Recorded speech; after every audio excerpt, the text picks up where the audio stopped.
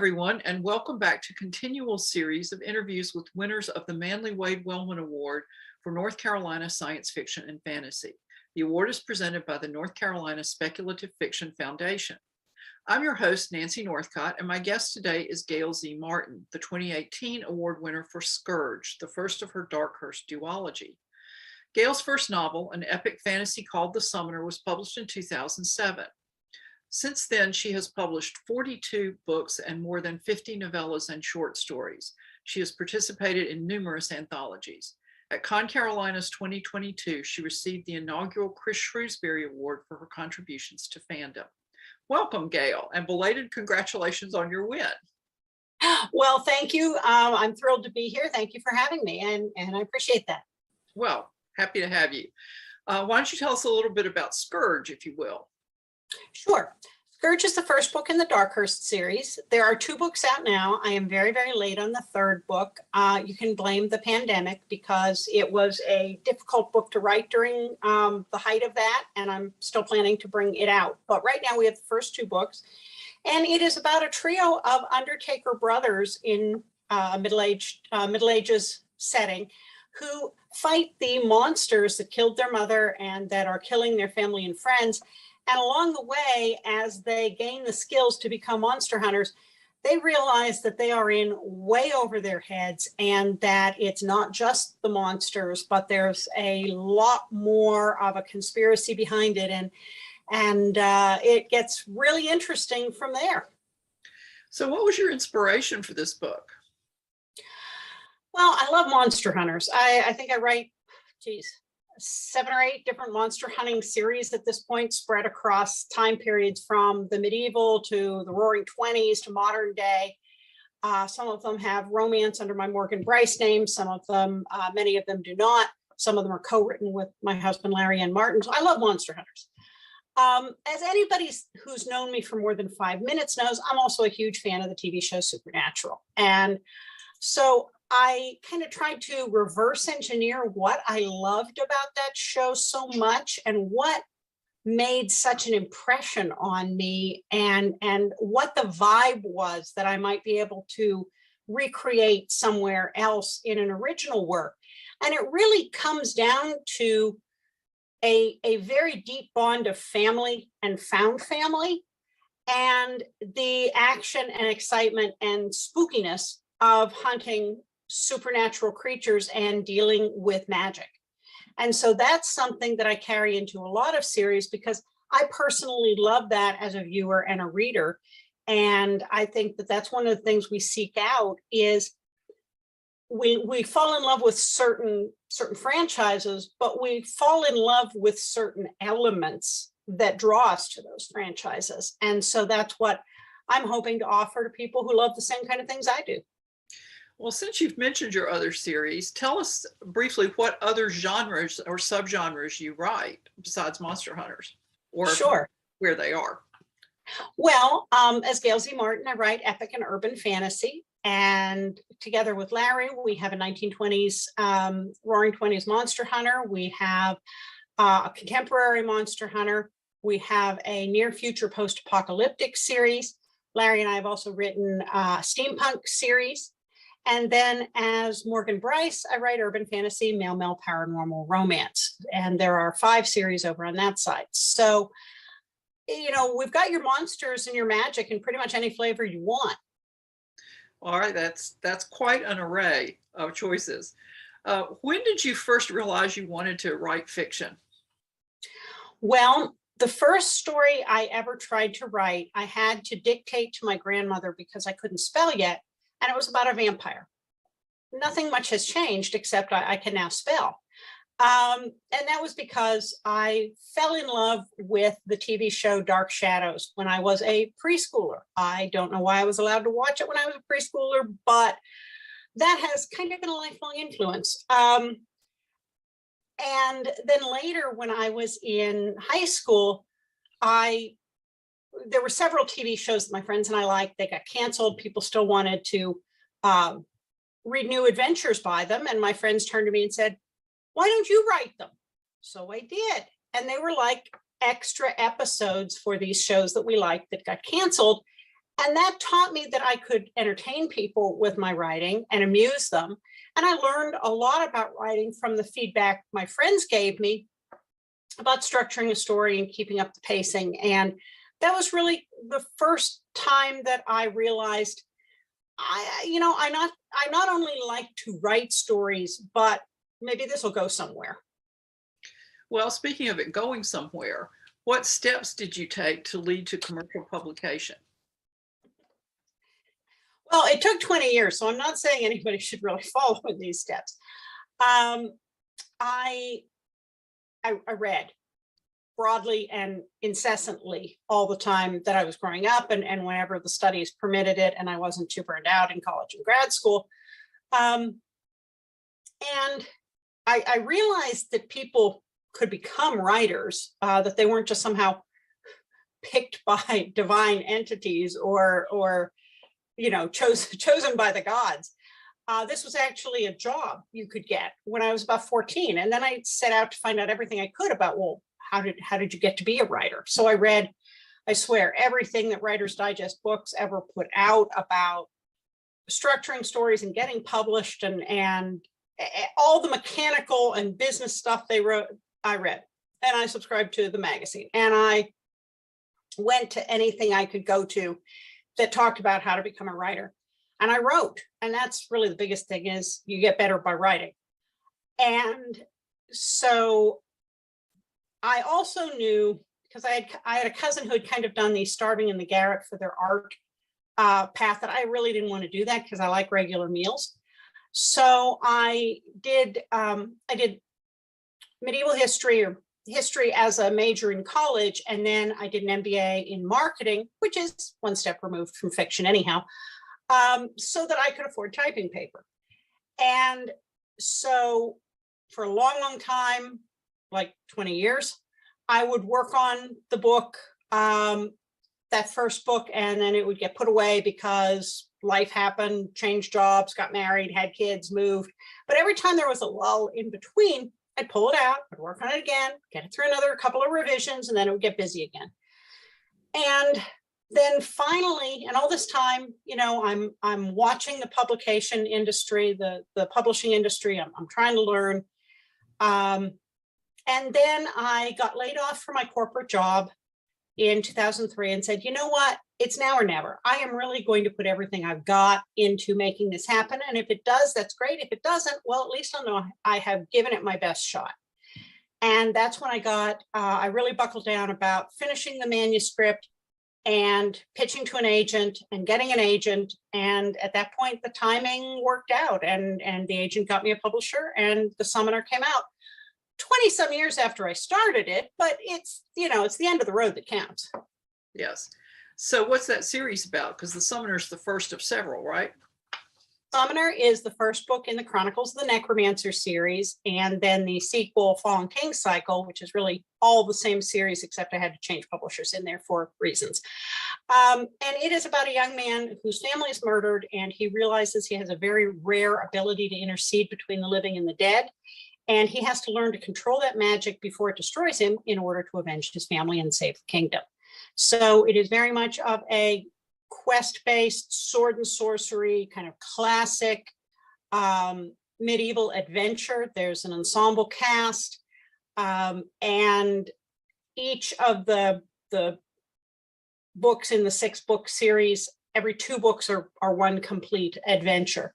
And we're in the process right now of bringing those back out into new editions, and I'm really excited about that. So will John Mark Vahanian be in these new editions? Oh yes, these new editions are just a repackaging and a republishing of the original books. And then, and of course, John Mark at the moment has 2 prequel books of his own, so he should be very proud about that. He is the smuggler and mercenary that became a very beloved secondary character, and honestly kind of steals the show sometimes. But I still do plan to do a sequel series, The Legacy of the Necromancer. And like everything else, the current unpleasantness just kind of pushed everything back a little bit. So I'm in spitting distance of almost getting caught up to where I was supposed to be 2 years ago. And then I should be able to make some new moves in that direction. I'm looking forward to it because I've had those stories in my head for a very long time. Yes, and I'm sure that the fans of that series will be particularly happy to see those come out. And I personally will be really happy to see more of John Mark Panian, as you might have guessed. In 2014, you moved in a contemporary direction with Trifles and Folly and the Deadly Curiosities urban fantasy series. What was the inspiration for that? Well, there were a couple of things. On the practical level, I had ended up jumping with epic fantasy over to Orbit Books when Solaris was originally sold, and then it was in limbo for a while. And when they got purchased and kind of came back to themselves, they had lost me as a potential epic author, but they wanted me back so they could get me for an urban author and it wouldn't mess up any rights. So they said, well, how about writing an urban fantasy story for us? Actually, what happened first was they asked me to write a contemporary magic story for an anthology. And I loved their pitch. It was like, okay, we want real magic, not like Sorcerer Gandalf stuff. And I'm sitting there thinking, how weird is my life that this pitch is they want real magic.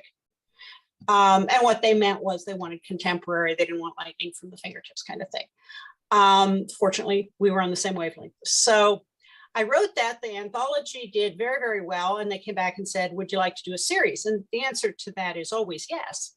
So the Trifles and Folly series kind of came out of going to Charleston and saying, this place is perfect for an urban fantasy series.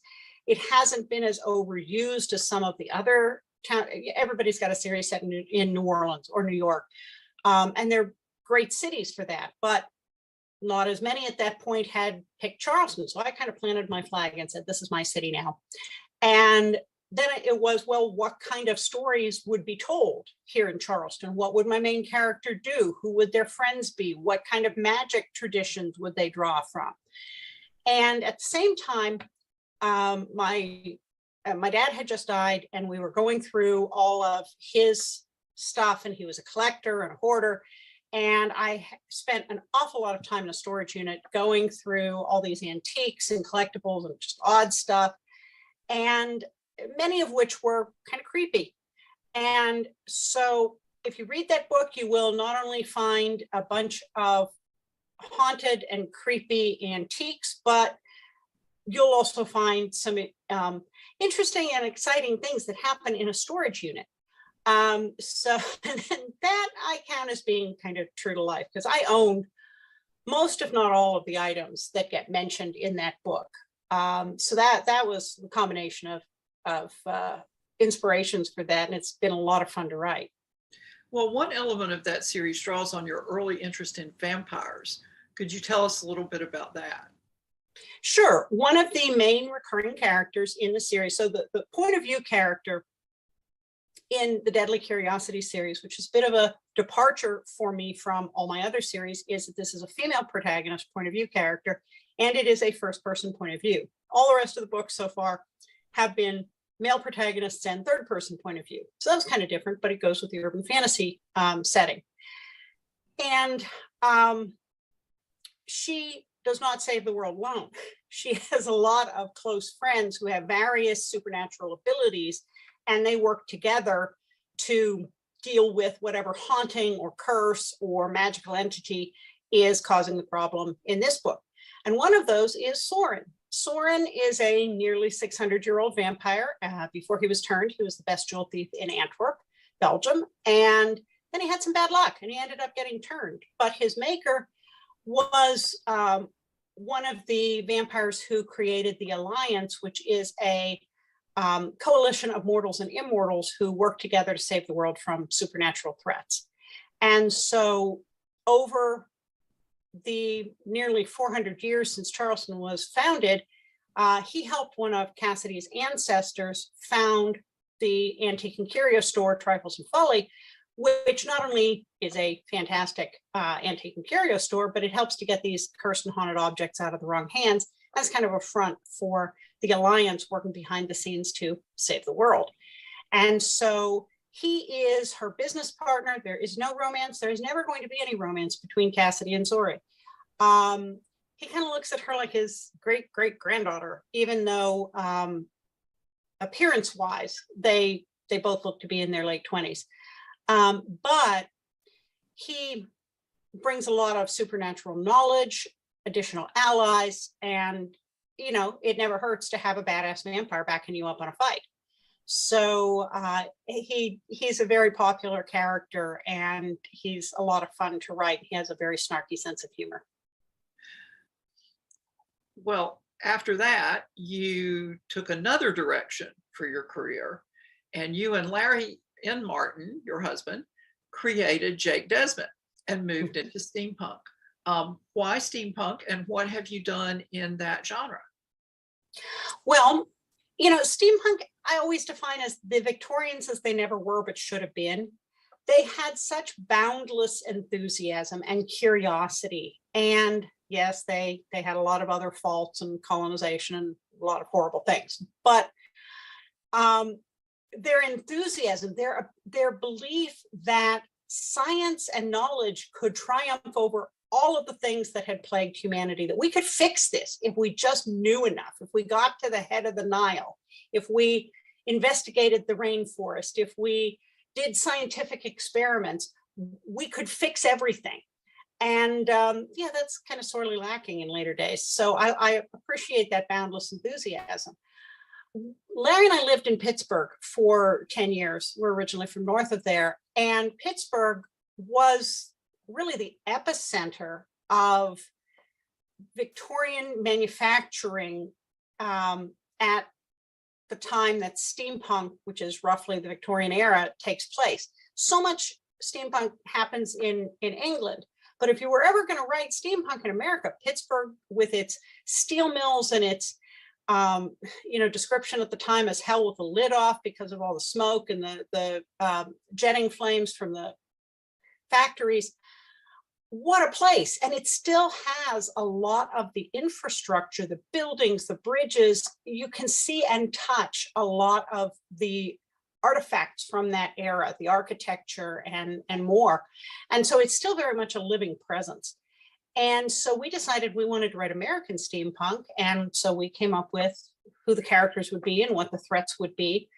And so we did Iron and Blood, which is the first in the Jake Desmond series. And then you meet a pair of somewhat unconventional agents from the Department of Supernatural Investigation, Mitch Storm and Jacob Savage. And they end up having their own numerous adventures that are set out in the short stories and novellas that got collected into the Storm and Fury collection. And of course, Storm and Fury is a play on their names and the fact that they break a lot of rules. We plan to be working on the next novel in that series, Spark of Destiny. That is one of those other projects that got pushed back by the pandemic, but it has a very pretty cover, and it will be happening. It just hasn't happened as quickly as I'd like it to. Well, speaking of the novellas and short stories in Storm and Fury, you've supplemented a lot of your series with novellas and short stories. And how did you all decide to do that? Well, we eased into self-publishing with short stories and novellas. Some of it was I had been doing so many anthologies in the US and UK, and after a certain period of time, those stories revert back where they can still use them in the anthology, but I can do whatever I want with them. And so we started bringing those out as standalone short stories and novellas, and they're still available out there on Amazon. That sort of got our feet wet into how does this work? And after a while, we had a body of them and said, maybe people would prefer to buy them as a collection rather than all these individual ones. And writing them across all these different series was a lot of fun because there were codas to things that happened in the book that it would have derailed the pacing to go into in the book. But kind of like when you watch a TV show and the credits roll, and you know that there was a conversation that happened after what happened on screen, only you never get to see it. Those were the kinds of things, or I'd get an idea about a certain type of situation, and it wasn't big enough for a whole book, but it would make a good short story or a novella. And I also love just getting to flesh out the series and give people a chance to get to know the characters a little better in between the big world-saving events. And so we brought all those out, and then we started bringing brand new books out, and we collected the short stories and novellas by series, so that if you wanted them all in one convenient volume, either in ebook or paperback, and in some cases audiobook, it was available that way too. So it really just kind of grew out of this fun thing to do. Well, as Storm and Fury ties into Iron and Blood, Jake Desmet, The King's Convicts ties into your Ascendant Kingdom series. What's this world like, and who are the main characters? Okay, so the Ascendant Kingdom saga, you've got two warring kingdoms, and their battle mages go a little too far, and they break the magic. They break the bonds that allow people to control magic. The magic goes feral, and the only guy who might be able to fix it just got exiled. So it is actually medieval post-apocalyptic adventure, and our main character is Blaine McFadden, and he is a lord's son. His father's abusive. He ends up killing his father to protect his little sister, and for that, the king, who understands and knows that his father was a jerk, doesn't have him hanged, but he does send him to exile in an Arctic prison colony as far away as possible, which actually ends up sparing his life, because when this big war breaks out and everything, goes to hell, they're somewhat protected from the immediate aftermath up in the Arctic Circle. And so if you can survive the exile and the penal colony and make your way back, well, there's nobody to tell you you're not welcome. And so he's created a found family up there of other convicts and exiles who had his back and with whom he's created a homestead.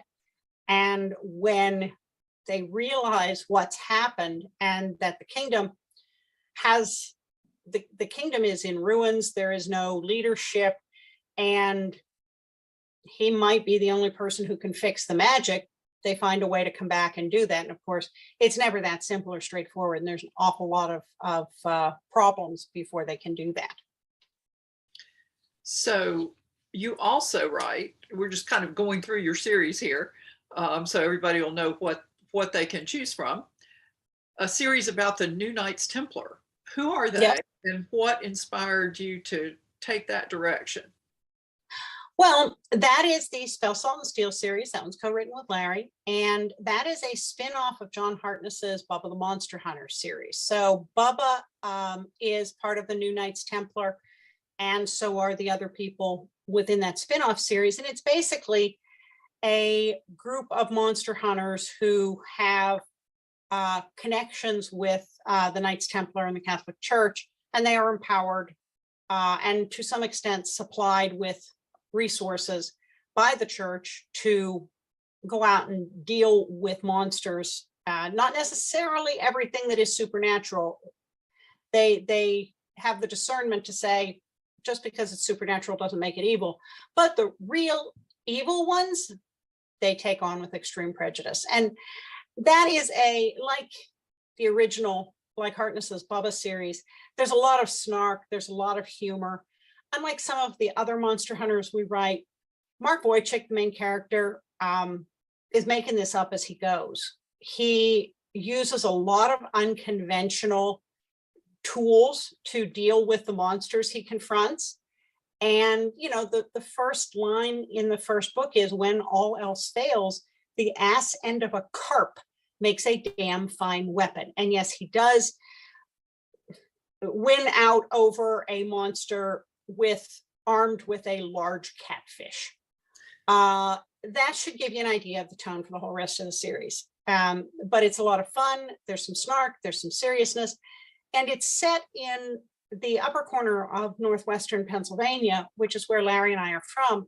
And as with all our books that are set in the real world, we draw very heavily from the history and haunts and legends and urban legends and lore of that area to make it feel very grounded and uniquely connected to that area. So it's been a blast getting to know the area we grew up in a whole new way and finding out a bunch of stuff I never knew was there. Well, you've done a fair bit of location research for your different series. Have there been any particularly interesting experiences in that process that you'd like to share? Well, when we were working on Iron and Blood, there's actually a battle scene that happens in one of the big cemeteries in Pittsburgh, Homewood Cemetery. And so I made an appointment for a private tour. My family at this point has just resigned themselves to the fact that this goes with taking mom anywhere. And Larry and I had kind of roughed out how that scene worked, but we wanted to have boots on the ground and actually get the lay of the land. And so we warned the tour guide that we were authors. We wanted to use this in a book. We had an action scene that was set in the cemetery. So, that's what we were looking for. I don't think she was still prepared for us moving behind certain monuments, trying to get the line of sight for, can I shoot somebody who's over there? And if the explosion goes off from here, how far will the blast zone be? And she kind of had this deer in the headlights look by the time we were done. And our kids were just like, it's mom, what do you expect? But that did help. So anytime I try to pick locations that I have personal experience with at some level. Anytime I can get that personal experience, it helps me impart the feel of a place. And that's hard to get any other way. So I don't guess you did much location research for Wasteland Marshals that you and Larry write together, or did you? Oh yeah, we destroyed everything in the area that we grew up in. Yeah, all those places used to exist. So Wasteland Marshals is about the last two US Marshals after a massive catastrophe that has pretty much taken out world governments, the power grid. The internet's sketchy. The power grid has a few places that sustains, but for all intents and purposes, it's taken out modern civilization across the world. And so, and killed an awful lot of people in doing that. So now it's 3 years post cataclysm, and people are coping. They've formed enclaves. They've created armed places to live. Sometimes they've converted Renaissance festivals into actual kingdoms and move from there. But our protagonists are the last two US Marshals doing their best to keep doing their job. They're no longer entirely human, and they may not be completely sane, but they're trying to help people as long as they can. And that is set in that same corner of Western Pennsylvania. So it's been a lot of fun to look at, well, what's there that I can destroy or reuse? And when you think about, well, what resources are available when everything goes down? Who knows how to do stuff old school? Well, the Amish, the historical reenactors, the living history sites, the Society for Creative Anachronism. They all know how to still do these things. So they get their moment in the sun. And there is a huge Society for Creative Anachronism event held in Coopers Lake, Pennsylvania, called the Penzig Wars. Well, they just put a big fence around the campground, appointed that year's coordinator king, and everybody went on doing what they did. The colleges and universities, your major is now your job. All the sports guys, your security. And they built a fence, put in crops, brought in anybody who wanted to come in, and now they're an enclave. And so Shane and Lucas, our two marshals, kind of ride a circuit in their territory, helping out wherever they can when something that is going down is too big for whatever local authorities are left. Well, and you have two other fantasy series, if I'm counting it right, Assassins of Landria and Night Vigil. Could you tell us about those? Well, and there's actually a third one, the Joe Mack series. So we don't want to leave out Joe Mack. Sure. The Assassins of Landria is buddy flick epic fantasy. I have heard so many people come up to me at conventions and say, oh, I used to really love reading epic fantasy, but I don't have time anymore. And they're looking at these big, thick books, which are what all my other series are like, my epics. And so I wrote this with them in mind. It has all of the feels of epic fantasy, but instead of having maybe 5 or 6 intertwining point of view characters and story arcs, it's got 2 point of view characters and 1 story arc, and that's the hero's arc. And, you know, I always tell people if Butch and Sundance were medieval assassins, they'd be these guys. Ridge and Rhett are the best assassins in the kingdom. They work directly for the king, dealing with threats to Landria. But they're very unconventional, and they blow too many things up to be stealthy. And there's a lot of humor. They have a valet who has an amazing variety of useful but unsavory talents. And as the series goes along, the threats that they thought were important but manageable become much bigger and much less manageable and much more of a threat. So it is a 6-book series, and I'll be working on book 5 to that very soon. But that's a lot of fun because of the humor and the fact that it is something short that you can enjoy without making a major life commitment. The Night Vigil, that the first book in that series, Sons of Darkness, came out a couple of years ago. And again, Current Unpleasantness. It's taken me longer to get back to it, but I'm currently working on the sequel to it, which is Charon. And this is an ex-priest and a former FBI agent hunting demons in Pittsburgh. It's a little darker, a little grittier. One thing about all the modern series is that they all intertwine, they cross over, the characters know each other, they show up in each other's books. That's also true of my Morgan Bryce books as well. So it's one big Martin expanded universe, and they all come visit each other because I can't keep that many books straight, that many series straight in completely separate worlds. And B, why wouldn't they know each other? Monster hunting's a kind of small community. So that's the Night Vigil series.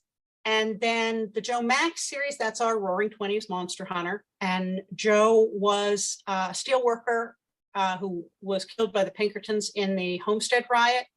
And as he lay dying, he called on the ancient Slavic gods for retribution. And Krukus, the god of blacksmith, answered him and made him his champion and gives him magic when Joe calls on Krukus's name, and has made him the protector of those who are done wrong. And so now it's a number of years later, it's the 1920s, and they go after everything from Leninist werewolves and imperialist vampires to fraudulent spiritualists to eldritch horrors beneath Reading, Pennsylvania. So that's got a fair amount of snark as well, but that's a period piece. And the next contract, Joe will be coming into the modern area because he is, after all, immortal. Well, there are bound to be advantages to that. Yes. You mentioned Morgan Bryce. So tell us about your other career as Morgan Bryce. Well, as Morgan Bryce, I write urban fantasy, male, paranormal, romance. And, you know, the reason for the name, it's never been a secret, but in the Gail and Larry books, while there are people who have relationships, it's a very, very small part of the plot, and there's no on-page sex. In the Morgan Bryce books, it is a much bigger part of the plot, the relationships, and there is on-page sex. And I didn't want anybody to pick up a book by mistake and not know what they were getting and then have a heart attack because, oh my gosh, there are sexy times on page. So if you get a Morgan Bryce, you know what you're getting. If you get a Gail and Larry, you know what you're getting. And that came about, I fell in love with Supernatural. I binged 11 seasons in 4 months so that I could start live tweeting when season 12 came out. And in that hiatus between seasons, I needed a new fix on my show. So I did something I hadn't done for a very long time, which was start reading fanfic. I hadn't read that since early college. And I fell into the rabbit hole. There's some excellent, excellent writers and storytellers out there. And then I decided to try this slash thing, which is male romance within a fandom. And I fell in love with that. And I'd read several hundred of those and popped my head up and said, I wonder what the published non-fandom stuff looks like. Went out and read several hundred of those. And I loved the paranormal romance. And there were still scary things and monsters, but there was also this wonderful love story unfolding. And I said, I'm missing out on the fun here. And that's when I created Morgan Bryce. So, you can describe some of the series as supernatural if Sam and Dean weren't brothers and were together. Some of them definitely have that vibe. Some of them it's less so on that. Some are a little less serious on the scariness. Some are a little more so. But there's always a good love story. And I also love to tell stories about established couples with an evolving relationship, because the falling in love part's the easy part. It's the figuring out how to keep this going and getting past the speed bumps and making this work. That's the part that's the hard part. So I love exploring that as they are hunting the things that go bump in the night. Well, since you mentioned supernatural, let's talk about that for a minute. What do you love so much about it? Well, it's a couple of things. I mean, first of all, particularly in the early seasons when they were shooting on film instead of videotape, the cinematography is fantastic. And there were so many monster of the week stories, which is just, that's my catnip. Hey, there's a new monster. Let's fight it. Let's save the people. Let's save the world. And the two main characters are certainly easy on the eyes. There's a tremendous amount of chemistry between both the actors and the characters, even as they, work out a lot of issues, family issues. I think on a deeper level, Sam and Dean stopped the apocalypse. That was something that, in my background, I was raised to believe was actually something that was going to happen. So these guys stopped the biggest thing that I'd ever been scared of. And I didn't realize that was one of the things that resonated with me for a long time, but I think that is definitely something on a subconscious level that made me appreciate the show. And yes, there are some seasons that you can argue are tighter than others and better than others. And there's some good episodes and some forgettable episodes, which is true of anything, but it made it 15 years and 327 episodes. It has an insanely loyal fan base. And some days the emphasis on insane is harder than others. It's known for being a little on the crazy side, but for a TV show, there are an awful lot of people who attest that it helped them through difficult times and maybe even saved their lives. And so I love the combination of the monster of the week and the very well researched monsters. Every monster they used had to have some grounding in real world lore. They couldn't just make something up. Now they took some creative liberties, but if you search on any of those, you're going to find actual lore about them from somewhere. And so they did their homework. And quite a bit of the writing is very good. A lot of the actors really fantastic. And so, I think I just finished my 6th rewatch of all 327 episodes. So it's here to stay. What can I say? My muse. Well, you've actually been active in wider supernatural fandom as well, haven't you? Yes, I just got back from a convention in Washington, D.C. That's my 4th convention, and that's a specific supernatural convention that has the actors there. And it's great to see the actors. It's great to hear them answer questions and maybe take a picture with them. But what is equally great is hanging out with people who love this show as much as you do and who don't roll their eyes and fall asleep when you start talking about these, deep internal points of, season 5, episode 15, and what did you think? And they're right there with you. So shared passion. And then I'm one of the con runners for ConTinual, which is the online ongoing multi-genre convention that never ends. Some people took up knitting over the pandemic. I started an online convention. And so we have a perpetual supernatural track among the many fandom, fantasy, romance, mystery, horror, writing craft tracks that we have an ongoing Supernatural panel, and we've done over 100 panels so far with academics, with authors who have written various books, scholarly and tie-in about the series, with fans talking about nitty-gritty nuances and just having fun with it. So it's really been, it has been life-changing for me. It's something I tremendously enjoy. It's been a wonderful influence on my work. And getting through these last years of pandemic, it's definitely been something that has been a sanity saver. Well, didn't you also contribute to a book and to a website that were devoted to the Winchesters and Supernatural? Yes, I was asked to write a chapter in Lynn Zavernus's book, There'll Be Peace When You Are Done, where she got articles written by the cast and fans about the legacy of the show. And so I write about what Supernatural means to me and how it changed my life. And then I'm also a staff columnist for the Winchester Family Business, which is the largest Supernatural fan-run website on the internet.